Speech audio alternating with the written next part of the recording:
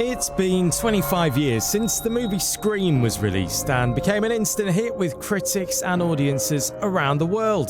Wes Craven and Kevin Williamson's knowing slasher spawned 3 sequels and set a young, hip and scary trend that immediately changed the landscape of cinema. Now, with a new installment of the record-breaking saga on the way in 2022, this podcast will celebrate the original release and what came next, maybe with a few twists and turns along the way. I'm Alex James, and this is the Woodsboro Podcast.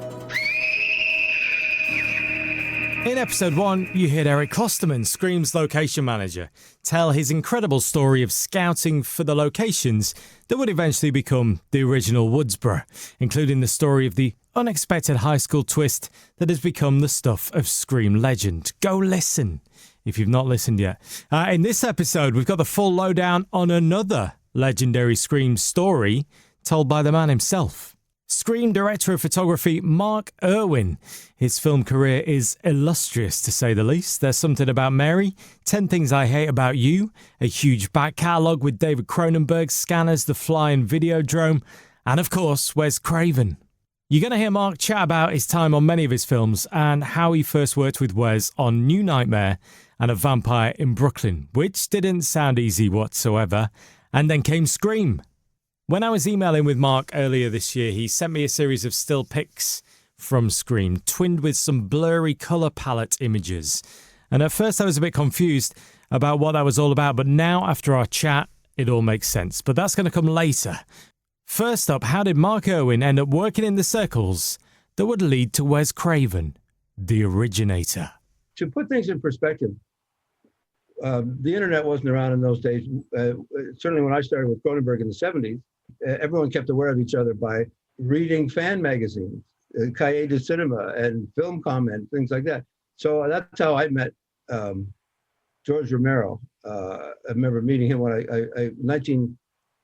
before I shot The Fly, 1980, I ended up with a Hollywood agent and started meeting these guys. I worked a bit in the States, mostly in Canada.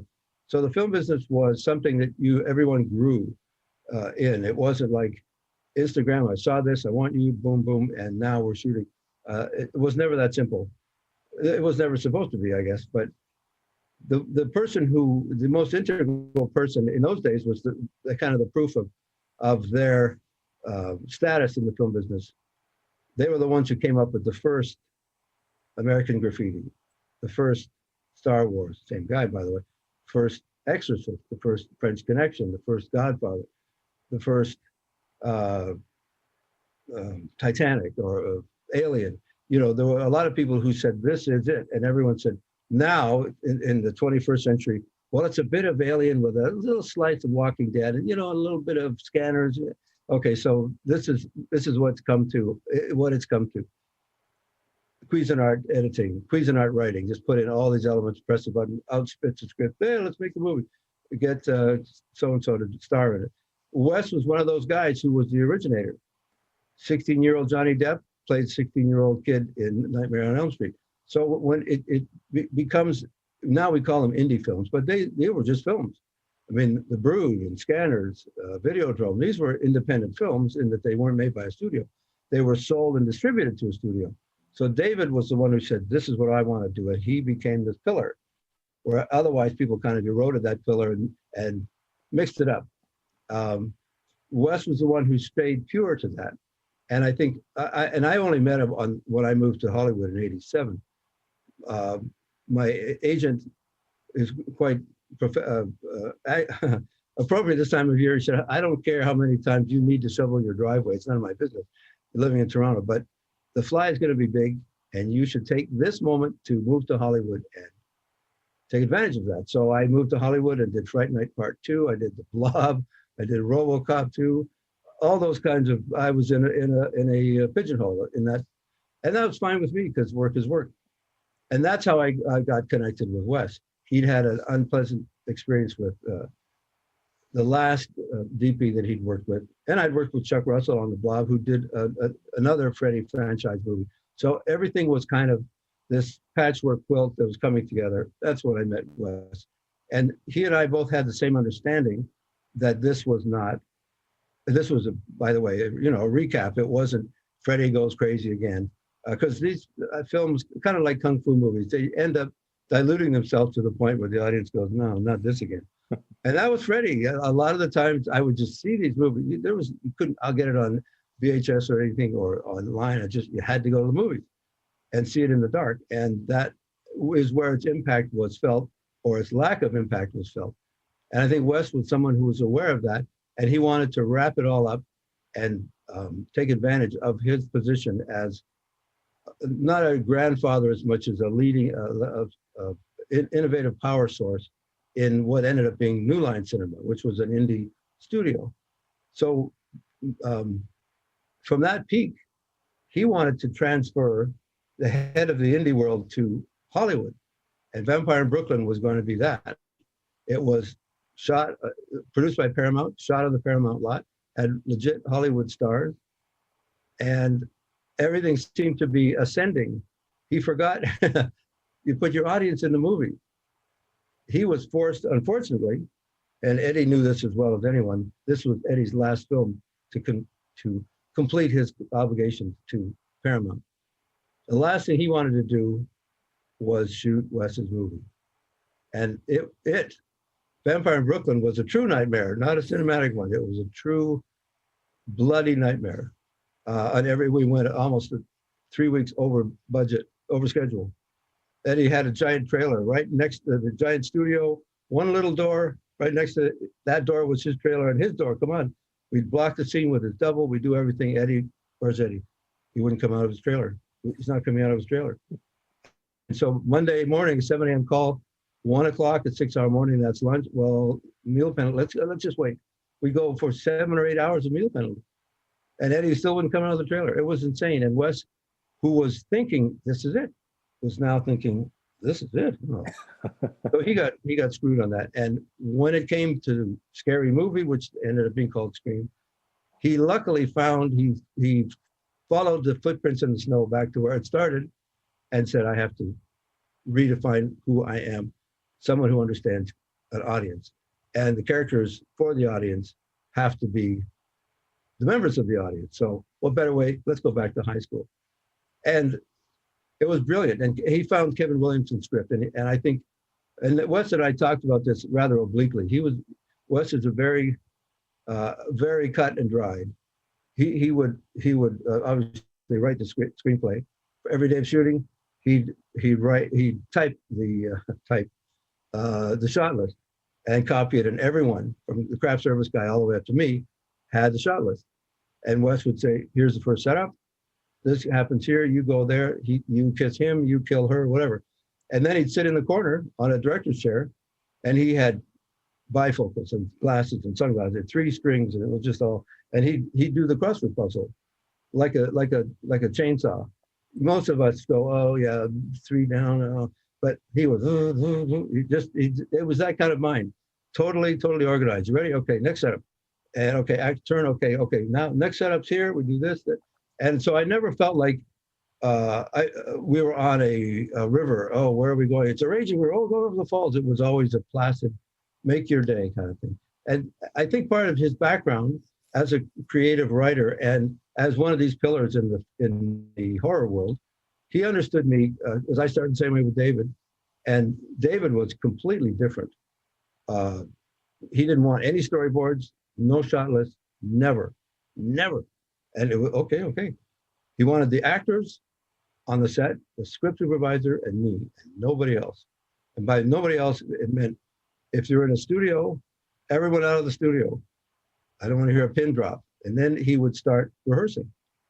And not just the words, but the motion, everything. And the shot list would evolve on the back of a call sheet or a set of sides. And I'd scribble them down and work out what you want to do first. And I'm seeing out a window, if we're on location, the sun is changing. Oh man, I've got it. So Wes was completely different. And it's chalk and cheese. Everyone has different tastes and they go together. It's not like, I can't deal with this. Of course I can. I started shooting documentaries. You can't control anything. Way more fun to have somebody say, well, this should happen and then that should happen. It should? Oh, that means it will. Fantastic. And Nick Mastandrea, the first AD, he was very instrumental in channeling what Wes wanted and making this layer cake of priorities. I remember shooting with David on the Dead Zone, and it's like we're on the 14th, 15th hour. I was shooting out in the snow, and finally I said, David, what do you want? Like, we got the coverage. What do you want? And they looked at me and said, I want it all. I want it all. All right. So we got it all. So Wes was the same kind of thing on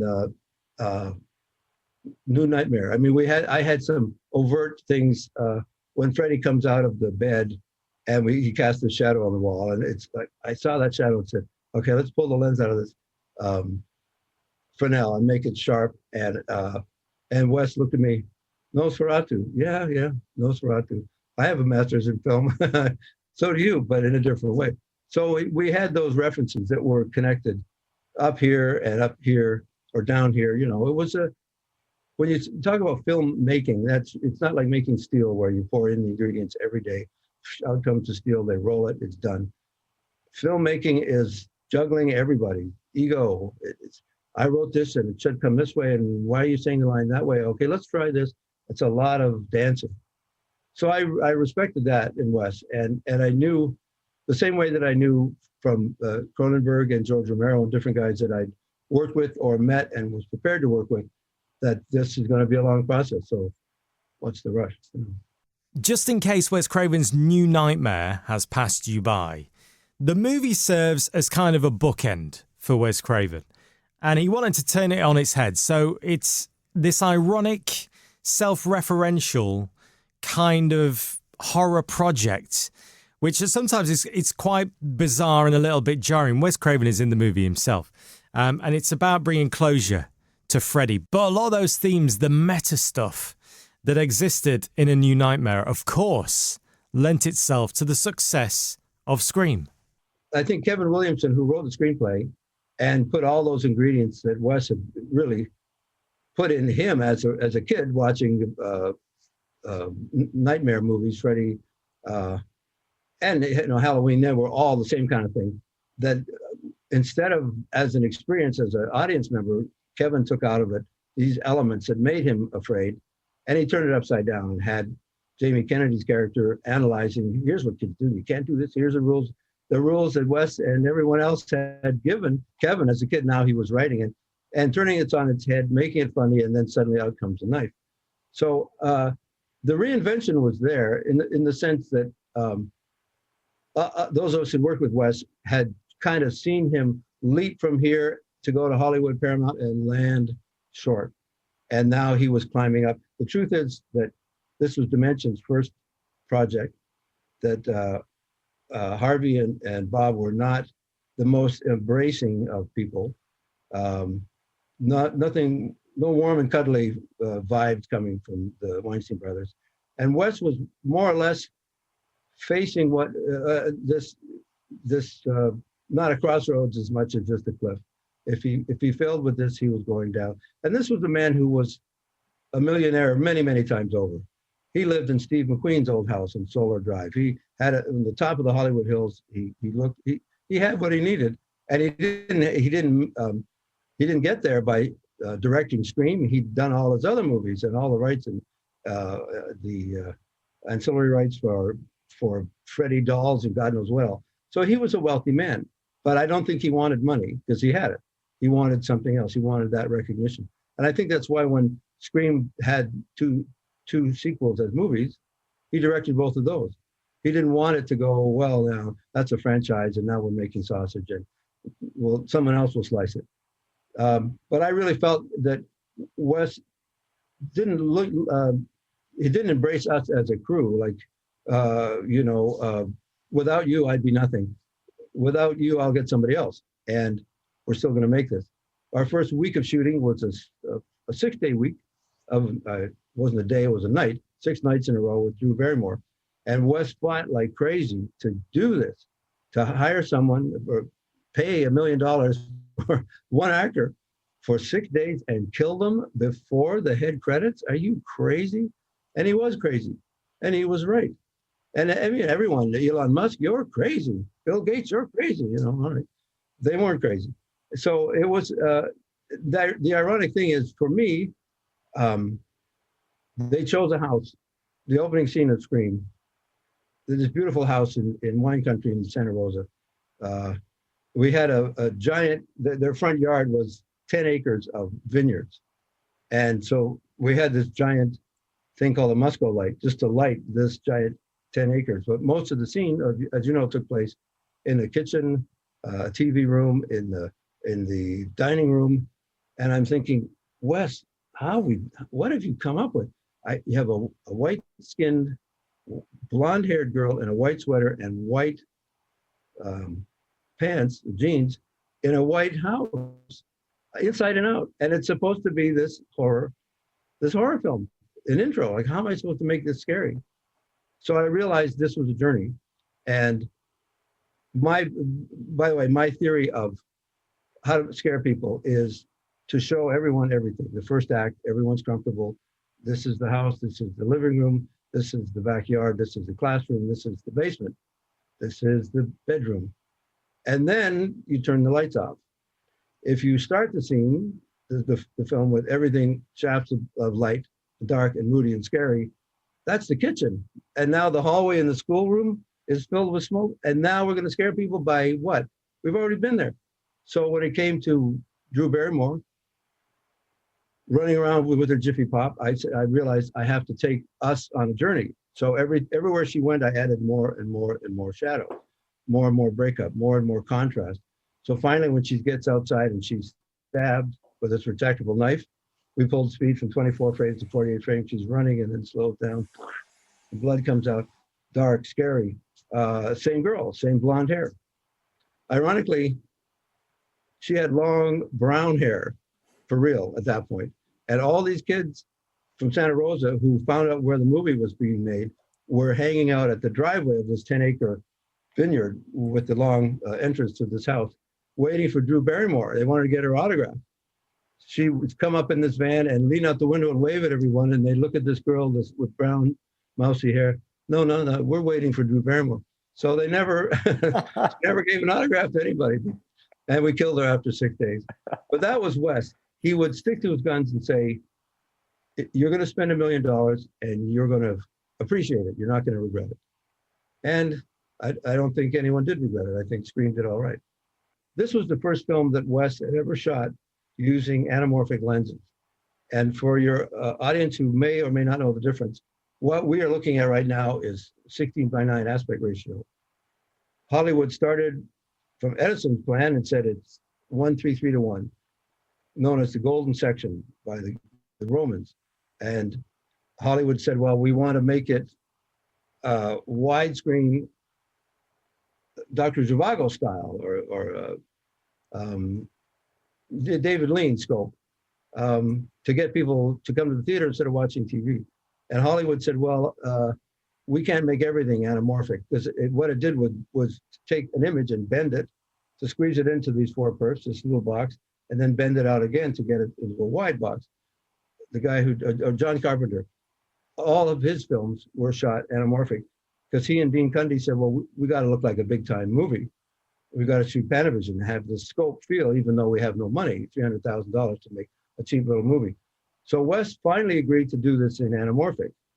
And anamorphic is great in locations because it goes this way and the lights are up here. If a screen that's wider and taller, then it's much more difficult to shoot in locations. And producers say, well, why do you need all these lights in the ceiling? Well, let's look. Somebody comes in the door, we pan them here, we dolly down a hallway and go there. Now, if I have all the lights on the floor, we're going to see them all. They got to go up in the ceiling. And with on Scream, we were now able to compose and take advantage of that aspect ratio, the width of it, and have 4 kids sitting around a fountain talking about who died and what happened, and all that. So this was a classic wide angle thing. The trouble with anamorphic, and it is a trouble, is that it gives you a wide field of view, but not the depth. Your brain sees something wide and expects to see detail, a wide angle lens detail. So what we're seeing in a 50 mil lens is somewhat shallow depth of field, but now we're seeing it wider, and our brain says, why isn't it all in focus? Because it's anamorphic. That's why. I'm planting a seed for you. But anyway, that's where it started. Most of our sets were on location, some big, some small. The reason to shoot in Santa Rosa goes back to a film called Peggy Sue Got Married. And there was a high school that was kind of the hero of all those kids. That was a period piece. And Wes said, that's where we're going to shoot. That's the look I want. So we went all the way to Santa Rosa, which is 100 miles north of San Francisco. Not exactly a drive-to location if you're from Hollywood. And the school board apparently decided they were going to have the final say as to who would shoot in their school. They got hold of the script and they said, this film's not happening here. And Wes, unfortunately, was quoted in the paper, that's how old it was, in the papers, that we're going to sick the mouse on the school board, meaning the Disney lawyers.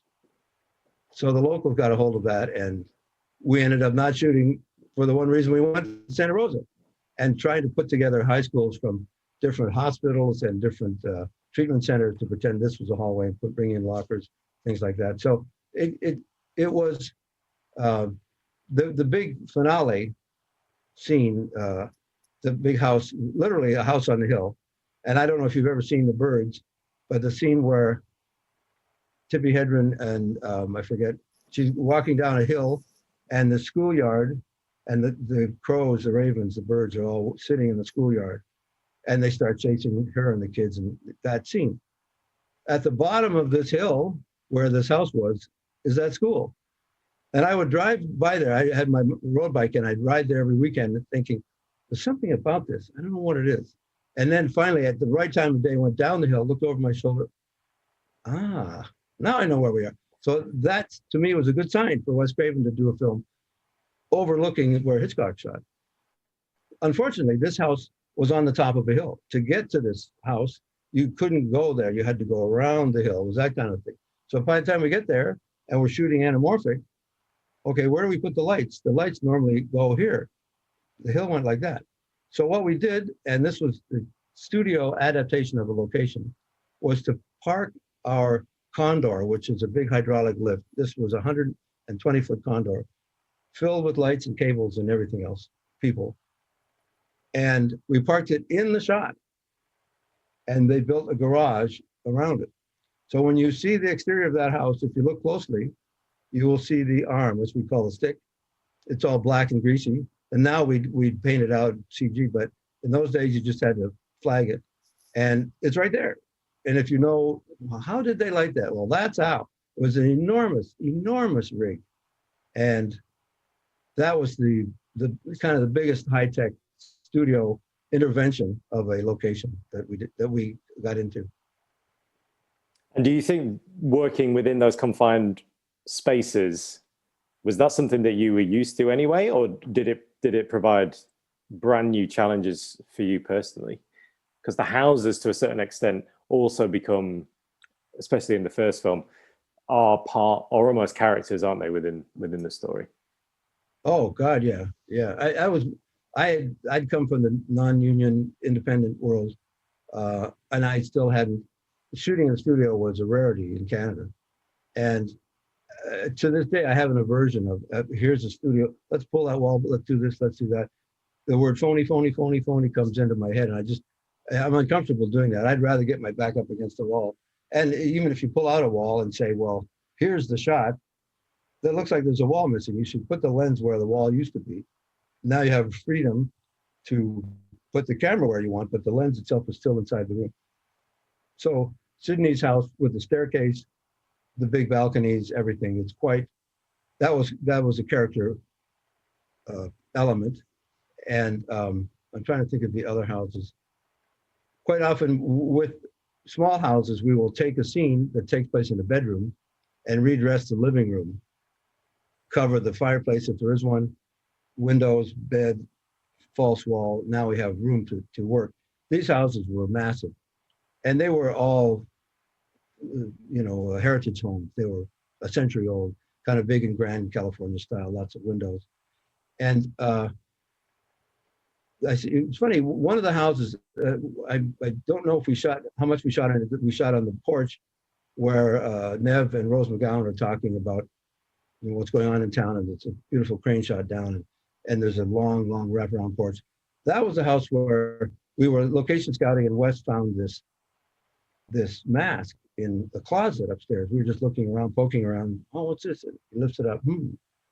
And up until then, K&B, the Greg Nicotero and his bunch had been making masks that Wes was not happy with. This was the what was the guy called?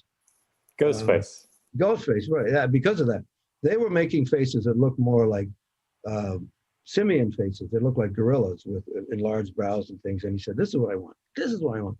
And they literally FedExed it to Hollywood and said, "That's the genesis of what he wanted." So Ghostface ended up with that elongated thing and the black cape.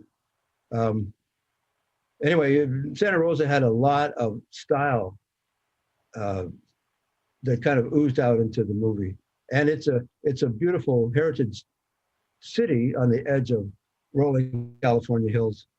Unfortunately, three-quarters of it is burned to the ground from last summer, so there's only so much you can do. Motion picture life, it's all fleeting, I guess. So this is where it kind of becomes very clear that things on the set of Scream weren't going well for Mark. And the particular location that was Stu's house for the finale of the movie was proving very difficult. This location was very difficult. And myself, the key grip, the first AD, the gaffer, we all said, we won't get out of here in 5 days. With all the slicing and the dicing. There was no studio. That was all there. Every bedroom, every staircase, that was inside that place. But the exteriors with the TV van and the crash and all that stuff, this was big. And they said, we can't get out of here in 5 days. In order to stay on schedule, that Friday was our last night of shooting. And it was, a fallacy. So to be quite succinct, we watched the previous night's dailies in a little homemade screening room, which had a very short throw for the projector. It was very, very sharp. The lights come up and Wes takes off his glasses, puts on a variety of glasses, turns around in his seat. He's in front of us, myself, the camera crew, and he said, "This footage is out of focus. In fact, everything we've shot is out of focus, and we have to reshoot the entire film." And I'm next to my focus puller, I had 3 cameras and a whole camera crew, and we're looking at each other thinking, is this a practical joke? What we just saw is fine. Everything else we've seen is fine. If it's all out of focus, it should have taken a few less days than 35 to say, hey, we got a problem. And he said, I just got off the phone with the editor, Patrick Lussier, in Hollywood, and he said, it's all out of focus. We're screwed. We got to reshoot everything. Nobody had a cell phone. They weren't invented in those days. Oh, hold on. I went to the office, which we were in the office just out there, called up Patrick. Oh, what do you mean? That's fine. I sent Wes a tape yesterday. It looks great. It's all great. What? Okay, well, this is the weirdest Halloween prank I've ever. Anyway, come back to the screening room. Wes said, we just got off the phone with the editor. He said, it's all out of focus. And I said, okay, wait, you want me to fire all my camera guys, the grips, the electrics, and get a new camera package? You sure you don't want a new DOP as well? That was my job. So that was my last night on screen. And that was scenes in the house where Jamie Kennedy, or primarily the coverage of Rose McGowan in the garage getting beer and fighting with the bad guy and getting squished under the garage door. And that was it. And Wes and Marianne, when the sun is coming up saying, oh, I'm so sorry, this is the way things are. We love you, and it just wasn't going to work out. So when you get back to Hollywood, go to the screening room, you'll look at all the footage, you'll see what we mean. And flash forward a week, I get back to Hollywood, go to the screening room. There's a giant guy with a blazer and a security badge and a clipboard. What's your name, sir? Mark Irwin. Yeah, you're not allowed in here. As a film watcher and anyone who's ever seen a film, every single frame I shot is in the movie because none of it's out of focus. The producers went to the grips, electrics, and this giant rig, the key grip said, not a problem. If Mark's gone, I'm out here too. So it took us a week to put this up. It's going to take us a week to take it down, and then a week for the new guys to put it up. So I hope you have that much time set aside to change things. The electrician said, same deal. Okay, you guys can stay. So everyone stayed except me and my camera crew. Anyway, I look on my time with Wes as a learning experience. And I'm not, ironically, Peter Deming, who came from comedies, ended up doing horror films with Wes. I ended up doing comedies. While we were shooting Vampire in Brooklyn, I got Dumb and Dumber. And these two brothers who'd never been on a set before. So you seem like a nice guy. And I'd never done a comedy. I'd shot Second City in Toronto, but that was it. And so 10 years later, why do you do all these comedies? You think I produce these comedies? Judd Apatow, everyone produces them. I just work on them. Why am I pilloried with the thought that I'm the guy to say, why did you do these horror films? Well, people produce them. I mean, I shot a Jackie Chan film in Hong Kong. That's not to say that the people in Hong Kong are crazy for making those movies. I just worked in them. So Wes was part of that experience for me. The term slippery slope is quite accurate because you can slide backwards. Yeah, I think it's the motion picture industry. It's not called film art, it's called the film business. And I've always been part of the business side of it. And I've done enough. I've 50 years doing this. So I look back at Wes as seeing something embryonic that changed. And I was able to watch him doing this. Oh no, Eddie Murphy had a scene with this vampire movie. And he and Angela Bassett have some, I forget, over shoulder. I'm kind of looking up at Angela over his shoulder. And we lift him up on a platform kind of thing, shooting over his shoulder to her close up. And I'm lining up this shot with her and with him. And Eddie is reading The Hollywood Reporter in front of the lens, so I can't see her. And Wes is looking at the monitor thinking, no. The day we wrapped, this was 3 weeks over schedule. And Eddie had this giant prosthetic makeup that took like 5 hours to put on, and he would take it out in 30 seconds. So today was the last day. They bring out the table with cake and champagne and congratulations to wrap it. And the whole studio is there, and Eddie's gone to his trailer makeup, and then he's going to come back and we're going to all toast him.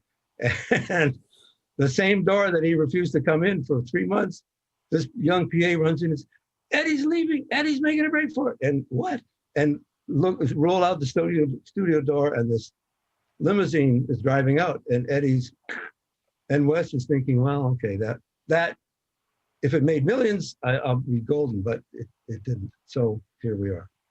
So I was there when it was a kind of a completion of the Nightmare series, and then this nucleus of here we go, right? Oh, it didn't rise.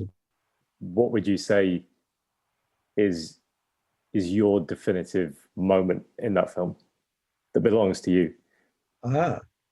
I'd say the whole opening with Drew, I kind of took over in the sense that was elaborate Steadicam, and I used that sequence or that chapter, basically act, in film lectures that I give to delineate our job as director of photography, because a director says, or a writer director says, here's what you're going to say and here's how you're going to say it. And then he said to me, let's follow her from the Jiffy Pop all the way to the TV set, the phone, and touch the angle, and then come back and and then I take that as the flight plan, but he's not the pilot anymore and I'm not the co-pilot. It's kind of a group effort. And camera, grip, and electric, these are what people never see. But everything that is seen is brought to the audience, brought to you by a bunch of hairy grips on ladder. Doesn't really matter. I've shot in India, in the UK, in France, and Thailand. All those people are the same. They're all invisible. They're all the same. We all do the same job. So my contribution, there are scenes at the police station. There was a lot of things where because I don't use an operator. I'm one of those guys like Roger Deakins, who is behind the viewfinder. So when I set a shot, it comes from here rather than just next setup. And ironically, as grand as everyone has visions of a film or memories of a film, when I use more than one camera, I have other operators, and I tell them, don't get too excited. 3/4 of what you are going to do in this film are 2 shots and over shoulders. So there's not the It's not 1917, we're not sweeping here, there, and everywhere. And that's kind of where it landed. To me, the power of the close-up has been diluted or even destroyed thanks to television. And thanks to directors on set watching big scenes on a small monitor. They think, I need this, and then you end up doing eyebrows to gums kind of all the time. So the power of a close-up has no power. If you watch Casablanca and they will do a 5-minute dolly shot and then cut to Ingrid Bergman and she turns and looks, that's the power of a close-up. So a lot of my dealings with a director like Wes was to modulate all that. Don't pave the whole scene. Don't dilute the integrity and the strength of Neve Campbell turning and Skeet Ulrich's finger and she kisses it, that sort of thing. That means something. I'm a musician as well. I played guitar for a long, long time. And music and movies are the same motion, the same emotion. And a lot of what you do with the camera, I remember Cronenberg, on all the films I did with him, he's the son of a pianist as well, his musical family. And he would be next to the dolly grip and I could hear him. He'd be humming or singing this song to get a rhythm because it meant something to him. Wes was a musician, he played guitar, and he understood all that. So we would trade things on a different level. It wasn't, okay, next setup, 35 mil, let's do this, let's do that. He kind of came around it and said, this is how I want to feel. I'm not going to tell you where to put lights. I want this, I've worked with directors who said, it's got to be an 18. Oh, it's got to be a 29, 27. No, 29. All right.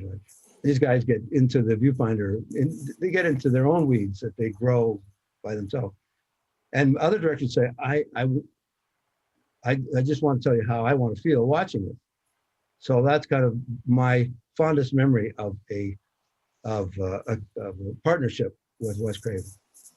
It's hard not to think the whole Scream experience has a bittersweet edge for Mark, yet despite the end of his journey not being the perfect Scream dream, his work is up there and it's become iconic for moviegoers and franchise fans since we all first saw the movie. I love talking to him and could have kept talking to him for much longer. Maybe one day we'll get another chance.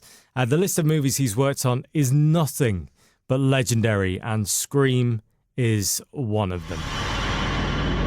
Thank you for listening to this episode of the Woodsboro Podcast. Please rate and subscribe so you don't miss future episodes. And if you'd like to join the conversation, then you can find more on social media at the Woodsboro Pod. And you can find me on social media too at This Is Alex James.